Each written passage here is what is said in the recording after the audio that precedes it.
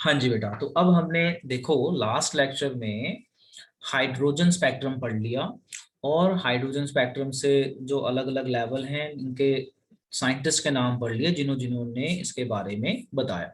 और number of lines निकालने का हमने फॉर्मूला देख लिया, इजी फॉर्मूला। तो इसके ऊपर क्वेश्चन आपको मिलेंगे, एक एक नंबर पे मिलता है। अब अगर आप ध्यान से देखो, ये वाली डायग्राम, एक्चुअल डायग्राम ये ऐसे है। तो अगर आप ध्यान से देखो तो बहुत सारी लाइंस है ना, बहुत सारी लाइंस है। अब यहाँ पे एक क्वेश्चन बनता है कि जो हाइड्रोजन एटम है इसके अंदर तो एक इलेक्ट्रॉन है, तो इतनी सारी लाइनें क्यों मिल रही हैं? मतलब ये जो लाइनें हैं ये बिकॉज ऑफ इलेक्ट्रॉन एक्साइटेशन है। तो हाइड्रोजन में तो एक इलेक्ट्रॉन होता है। तो ये बड़ा अच्छा क्वेश्चन बनता है जो पूछा जाता है पेपर में कि हाइड्रोजन में एक इलेक्ट्रॉन होता है, बट जब हम इसका स्पेक्ट्रम बनाते हैं तो हमें बहुत सारी लाइनें मिल रही हैं। क्यों मिल रही हैं? तो this is important question.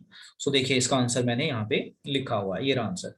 hydrogen atom has only one electron, then why we get many lines, कि हमें बहुत सारी स्पेक्ट्रल लाइंस क्यों दिखती हैं वहां पे?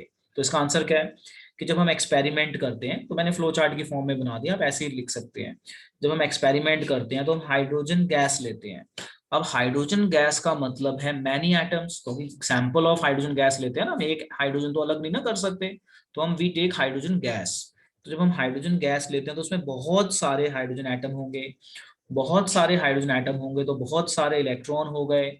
बहुत सारे इलेक्ट्रॉन हो गए तो उनकी एक्साइटेशन अलग अलग लेवल की होगी। इसलिए हमें बहुत सारी स्पेक्ट्रल लाइंस मिलती हैं। चलिए नोट कर लीजिए with question and answer, very very important. फिर से देखिए क्या क्वेश्चन है कि हाइड्रोजन एटम में तो एक ही इलेक्ट्रॉन होता है, एक इलेक्ट्रॉन होने के बावजूद ये इतनी सारी लाइंस क्यों देता है? तो इसका आंसर है कि जब हम एक्सपेरिमेंट करते हैं तो वी टेक हाइड्रोजन गैस, और हाइड्रोजन गैस मतलब बहुत सारे एटम, बहुत सारे एटम मतलब बहुत सारे इलेक्ट्रॉन, बहुत सारे इलेक्ट्रॉन मतलब एक्साइटेशन, यानी सबकी अलग अलग एक्साइटेशन होगी। जिसको ज्यादा इलेक्ट्रॉन मिलेगा वो ज्यादा हाई लेवल पे एनर्जी मिलेगा, तो ज्यादा हाई, जिसको कम कम पे। और जब वो वापस आएंगे तो बहुत सारी लाइंस बनेंगी। So we get many spectral lines. तो आप इसको नोट कर लीजिए और इसकी थ्योरी बना के लिख लीजिए कॉपी में। That's it. ओके जी, तो हमने ये क्वेश्चन बेटा समझ लिया और ये बहुत ही अच्छा क्वेश्चन बनता है। अब आगे चलते हैं। अब क्या देखा गया, देखो जरा, ये स्पेक्ट्रल लाइंस है, इन स्पेक्ट्रल लाइंस का वेवलेंथ है ना? तो इन वेवलेंथ का आपस में कुछ रिलेशन बनाने का काम किया गया कि इससे क्या कोई हम मैथमेटिकल फॉर्मूला बना सकते हैं। इसकी डेरिवेशन भी है, उसको हम रिडबर्ग इक्वेशन के नाम से जानते हैं। तो डेरिवेशन हम करेंगे बाद में। तो फॉर्मूला क्या दिया गया पहले वो सीख लें। क्या दिया गया? Rydberg showed on the basis of his experiment, मतलब कि ये हाइड्रोजन स्पेक्ट्रम पढ़ लिया गया। हाइड्रोजन स्पेक्ट्रम पढ़ने के बाद हमें अलग अलग वेवलेंथ पे अलग अलग तरह की अरेंजमेंट, हमें जो भी ऑब्जर्वेशन आई, अब इसके आपस में रिलेशन बनाया गया। तो रिलेशन बनाया रिडबर्ग ने, और भी साइंटिस्ट थे। रिडबर्ग इक्वेशन के नाम से ये इक्वेशन आती है, इसलिए हमने नाम दे दिया। Rydberg showed on the basis of his experiment that if spectral lines are expressed in terms of wave number, कि अगर यहाँ वेव लेंथ बोल दो, wave number is what, lambda, है ना? वेव नंबर क्या होता है? We know wave number is equal to lambda, यानी वेव लेंथ का आपस में रिलेशन। तो क्या बना? wave number, then atomic spectra obey following formula. This is the formula. इस formula को बोला गया Rydberg equation. This formula is known by the name of Rydberg equation. और क्या equation दी इसने कि wave number is equal to 109677 z square. Z मतलब atomic number, 1/n1 square minus 1/n2 square per centimetre, यानी ये सेंटीमीटर में wavelength count की गई। जहां पे जो ये वाली वैल्यू है 109677, इसे कहते हैं are, Rydberg's constant. So what is R? Here this value is called R, and R is your Rydberg's constant, 109677 per centimeter. इसी फॉर्मूले को शॉर्ट में ऐसे लिखा जाता है, wave number is equal to r, और ये हो जाएगा 1/n1 square minus 1/n2 square into z square पर सेंटीमीटर। ये तरीका है इसको शॉर्ट में लिखने का। Where r is your Rydberg's constant, and what is the value of Rydberg constant, you know now. सो ये आप नोट कर लीजिए, वेरी इंपॉर्टेंट फॉर्मूला। इसकी डेरिवेशन हम अगले लेक्चर में पढ़ेंगे, सो इट इज इंपॉर्टेंट। ठीक है, नोट कीजिए इसको। देखते हैं। तो हमें अब ये फॉर्मूला बेटा पता चल गया, इसे हम रिडबर्ग इक्वेशन और आर को रिडबर्ग्स कांस्टेंट कहते हैं। ये सेंटीमीटर में दिया हुआ है, नैनोमीटर में कन्वर्ट कर सकते हो, मीटर में कन्वर्ट कर सकते हो, तो वो कन्वर्जन है बस। तो सेंटीमीटर में इसका दिया हुआ है। अब देखो यहाँ पे where n1 can be 1 2 3 and n2 can be n1 plus 1, यानी जो n1 की वैल्यू होगी ना उसमें एक ज्यादा या दो ज्यादा या तीन ज्यादा हो सकता है। ठीक है, तो अब जो है यहाँ पे in case of absorption spectrum N2, N2, NF का मतलब होता है फाइनल, मतलब N2 is small greater than N1 and in terms of parenthesis positive. ये छोड़ दो, बस ये नॉर्मल याद रखो कि एब्जॉर्प्शन होगी तो N2 को हमने ग्रेटर लेना है, N1 को कम लेना है। एमिशन होगी तो N1 को ग्रेटर और N2 को छोटा लेना है। Delta E is negative and energy is released. तो यहाँ पे जो थ्योरी लिखी है ना, थ्योरी आपको आगे समझ में आएगी क्योंकि जब मैं डेरिवेशन कराऊंगा तब। अभी आप नॉर्मल सा याद रख लो कि जब हम क्वेश्चन करेंगे तो n1 की जो वैल्यू होगी ना उसमें n2 की वैल्यू एक ज्यादा n1 से, या दो ज्यादा या तीन ज्यादा हो जाएगी। और अभी मैं न्यूमेरिकल कराऊंगा तो आपको समझ में आ जाएगा क्या करना है। देखो जैसे मैंने यहाँ लिखा है, यहाँ क्या लिखा है, तो दोबारा से रिडबर्ग इक्वेशन लिख दी और यहाँ पे बता दिया रिडबर्ग कांस्टेंट दोबारा। और यहाँ पे एक लिखा है ऑन जनरल बेसिस। मतलब क्या है कहने का कि अगर हम इसे इग्नोर कर दें, ये एब्जॉर्प्शन और एमिशन को इग्नोर कर दें, तो अगर हम शॉर्टकट में जनरल करना चाहें तो जनरल न्यूमेरिकल करने के लिए n2 को हम बड़ा ले लेंगे, n1 को छोटा लेंगे, यानी हमें जो भी वैल्यू दी होगी वहां पे n2 बड़ा और n2 छोटा। तो on general basis n2 is greater than n1। बस इस चीज का आप ध्यान रखें। ये हमारी रिडबर्ग इक्वेशन आ गई दोबारा से। और रिडबर्ग कांस्टेंट को मैंने कैलकुलेशन इजी करने के लिए देखो किस फॉर्म में लिख दिया। देखो ध्यान से, ध्यान से देखो, आपको समझ में आ जाएगा। देखो ये कितना है, 109677 है। तो अगर मैं इसका सिग्निफिकेंट फिगर बनाऊं बच्चों, याद है सिग्निफिकेंट फिगर इसका हम बनाएं, देखो 109677, इसका सिग्निफिकेंट फिगर बनाओ तो 1.09677 इंटू 10 कितना, 1 2 3 4 5 इंटू 10 5 आ गया। ठीक है, अब मैं इसको राउंड ऑफ कर लेता हूं तो ये हो जाएगा 1.01, राउंड ऑफ कर लो, इंटू 10 5 पर सेंटीमीटर। समझ में आया, समझ में आया कि अगर आर की वैल्यू हम शॉर्ट कर लें टू मेक कैलकुलेशन इजी, तो हम इस तरह से सिग्निफिकेंट के बेसिस पे कर लें। वैसे बेटर है आप ये बड़ी वैल्यू यूज कर लो, बट कैलकुलेशन इजी करना चाहते हो तो आप इसको, ये जीरो नहीं आएगा, ये राउंड ऑफ होके 1 ही हो जाएगा ना, 1.1 इंटू 10 5 पर सेंटीमीटर। बोलो कितना बेटा, समझ में आ गया ये कैसे किया मैंने यहाँ पे, got it. Yes sir. Round of कर सकते हैं, वैसे ये पूरी वैल्यू याद हो जाए तो सबसे बढ़िया, ऐसे लगा दो, बट कैलकुलेशन चाहते हो जल्दी करना है तो 1 इंटू 1, तो कैलकुलेशन जल्दी हो जाएगी, इंटू 10 5 पर सेंटीमीटर। अब देखो एक न्यूमेरिकल, ये न्यूमेरिकल है, आप लोग जरा इस न्यूमेरिकल को लिखो कॉपी में और ट्राई करो। क्या कह रहा है, what is the wavelength of light emitted when the electron in hydrogen atom undergoes transition from an energy level n4 to energy level n2, what is the color of radiation। अब ये colour तो आप नहीं बता पाएंगे क्योंकि उसके लिए तो आपको पूरी वो फ्रीक्वेंसी बैंड इलेक्ट्रोमैग्नेटिक स्पेक्ट्रम याद करना पड़ेगा। बस जो आपका आंसर आएगा वो लिख देना, और कलर के लिए आपको बुक से वैल्यू देखनी पड़ेगी।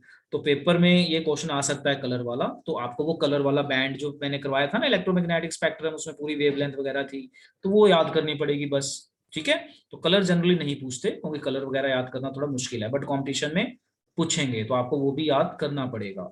चलिए अब इस क्वेश्चन को हम ट्राई करते हैं, लिखिए कॉपी में, हिंट देता हूं।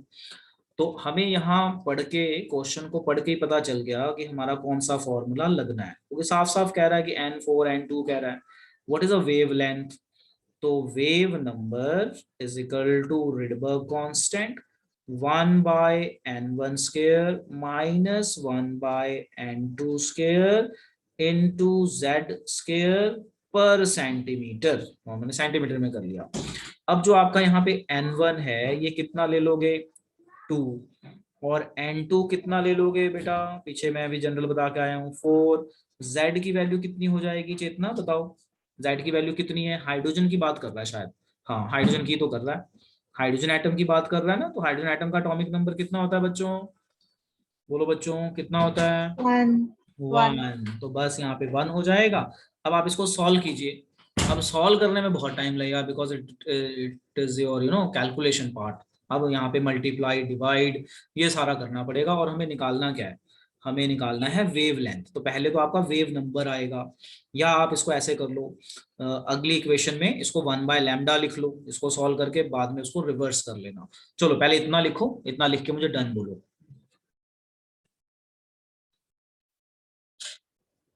हाँ जी।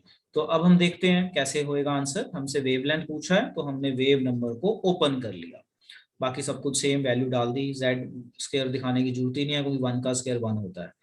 अब देखो यहाँ पे according to Rydberg equation, equation लिखी गई, सब कुछ डाल दिया गया, इसको सॉल्व कर लिया गया। सॉल्व कर लिया गया तो हमारा सेंटीमीटर में था, अब सेंटीमीटर में लिख के छोड़ दो, जरूरी नहीं आगे जाना। इस स्टेप को करना ना करना मर्जी नहीं है, क्यों कॉम्प्लेक्स करना।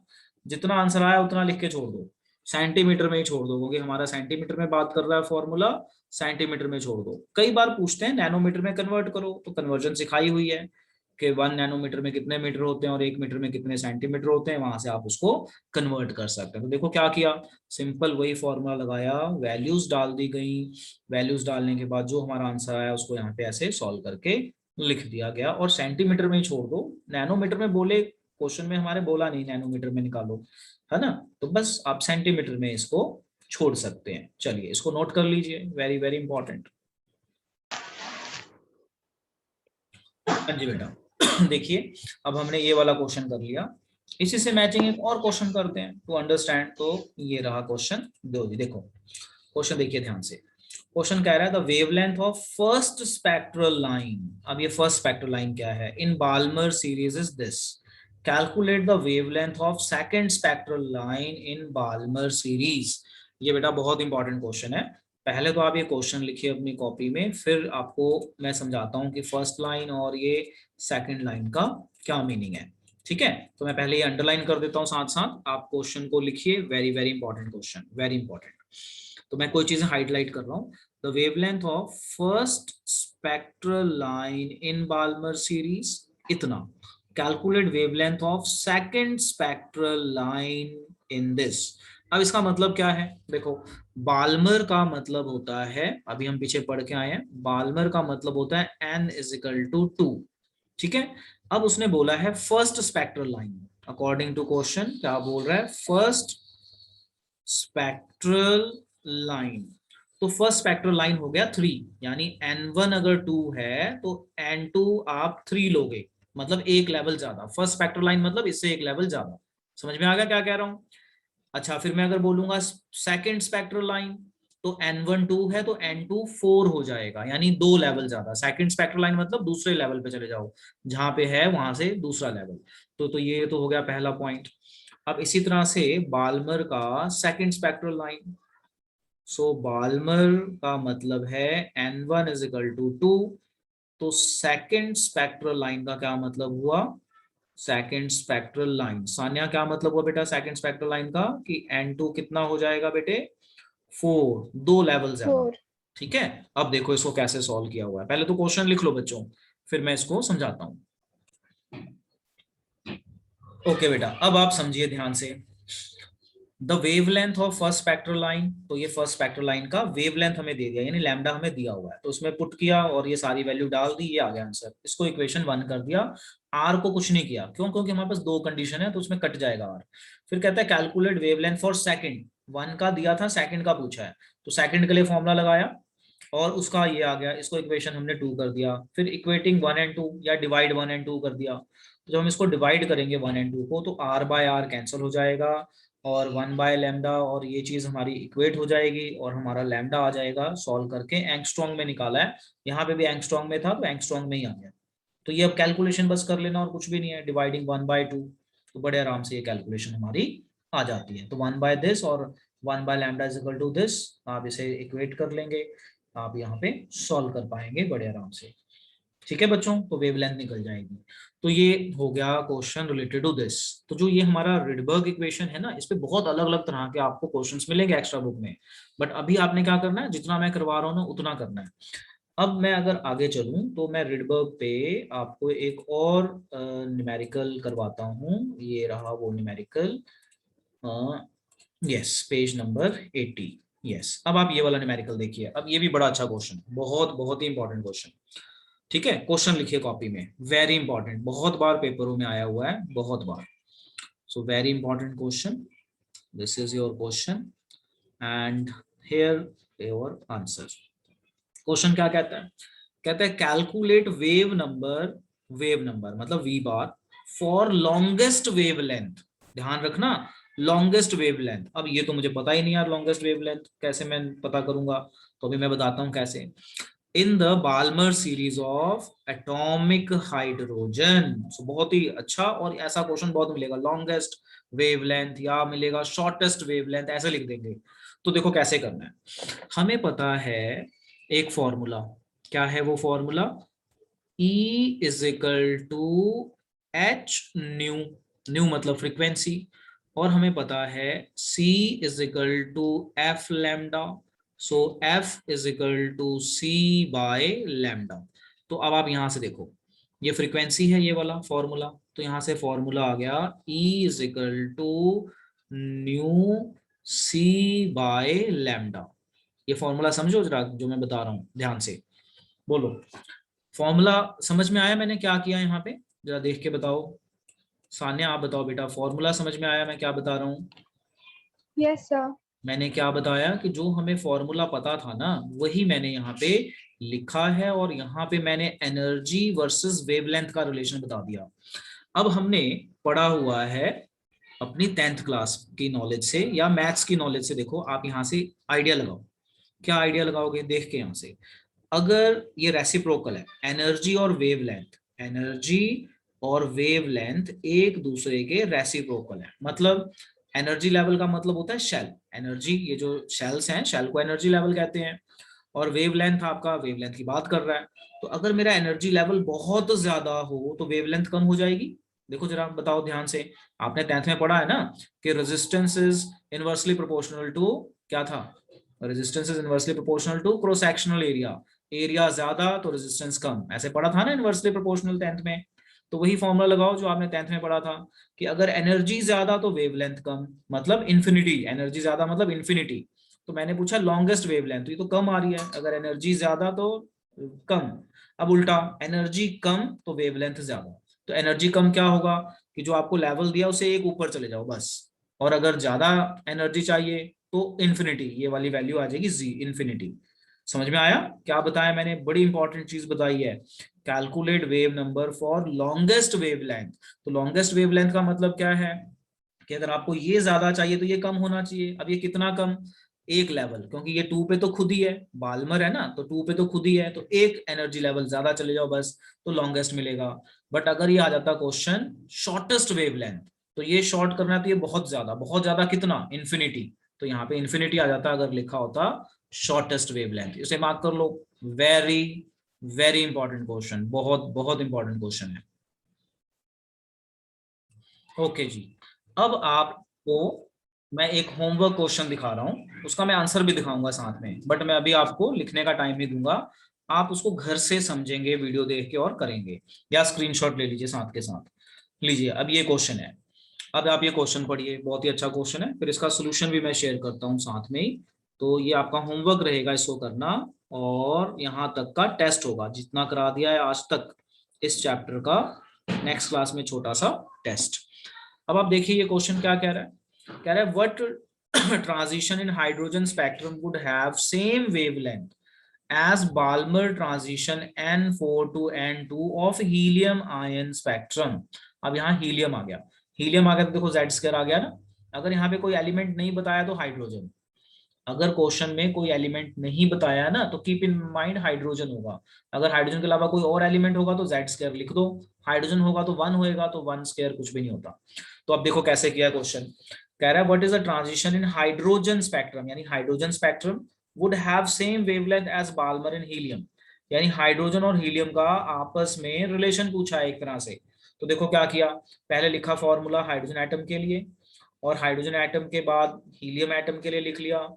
अब क्या किया, हाइड्रोजन वाला फॉर्मूला लिख के ऐसे ही छोड़ लिया, फिर for helium spectrum the Balmer series, ये बताया हुआ है, ये हमने पुट किया, सॉल्व कर लिया, तो वेव नंबर ये आ गया। इसको इससे कंपेयर कर लेंगे अगले स्टेप में। देखो ये वाला क्या किया, हाइड्रोजन स्पेक्ट्रम का ये फॉर्मूला है, तो जो हमारा वेव नंबर है वो इसके बराबर है, तो उससे वो इक्वेट कर रहे हैं और इसको सॉल्व कर रहे हैं, तो एन की वैल्यू 1 और एन की 2 की वैल्यू 2 आ रही है। अब आपने यही समझना है कैसे आई, मैथ्स है, प्योर मैथ्स लगानी है आपने। एक बार दोबारा देखो क्या किया, ये फॉर्मूला है फॉर हाइड्रोजन, इसको ऐसे ही छोड़ लो करके, z की वैल्यू 1 आ जाएगी, r रह जाएगा। उसके बाद क्या किया, वेव नंबर हीलियम के लिए लगाया और हीलियम के लिए वेव नंबर सॉल्व कर लिया, और ये आ गया wave number is equal to 3r/4। अब ये कह रहा है कि ये दोनों इक्वल होते हैं, ऐसे ही कुछ कह रहा है ना, व्हाट ट्रांजिशन हाइड्रोजन स्पेक्ट्रम है वुड हैव सेम वेवलेंथ, यानी दोनों की वेवलेंथ सेम है, तो यानी v बार आपका बराबर आ जाएगा। तो इसको यहाँ पे पुट कर दिया, इसी फॉर्मूले को यहाँ पे पुट कर दिया, तो आर आर कैंसिल हो गया, तो इसी फॉर्मूले को पुट कर दिया। अब इसको सॉल्व नहीं किया, अब ये देखेंगे कि ये 3/4 कब आता है, एन की वैल्यू कितनी हो तो ये कितनी हो कि 3/4 आए। तो बस नॉर्मल मैथ्स, मतलब कोई सोल्यूशन नहीं है कि 3/4 चाहिए तो एन की वैल्यू कितनी होनी चाहिए, तो 1 होनी चाहिए, और इसकी 2 होनी चाहिए, तो 3/4 आता है। यानी n1 से n2 का ट्रांजिशन